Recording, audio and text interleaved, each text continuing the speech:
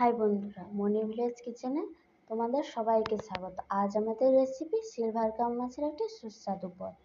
প্রথমে বাজার থেকে মাছটা কিনে নিয়েছি। মাছটাকে কেটে ভালো করে ধুয়ে নিয়েছি।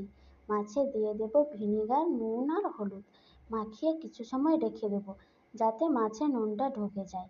একটা প্যানে তেল দিয়ে মাছগুলোকে লাল করে ভেজে নেব।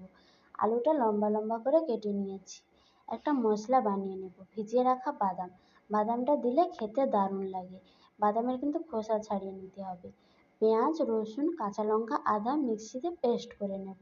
একটা কড়াইতে তেল দিয়ে দারচিনি, লবঙ্গ, এলাচ ফোড়ন, পেঁয়াজ কুচি দিয়ে লাল করে ভেজে নেব।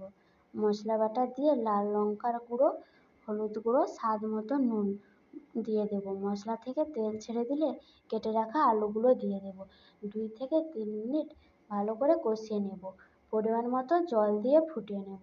ভেজে রাখা মাছগুলোকে দিয়ে দেব আর একটু ফুটিয়ে নেব। তৈরি হয়ে গেল সিলভার কাপ মাছের একটি সুস্বাদু পদ।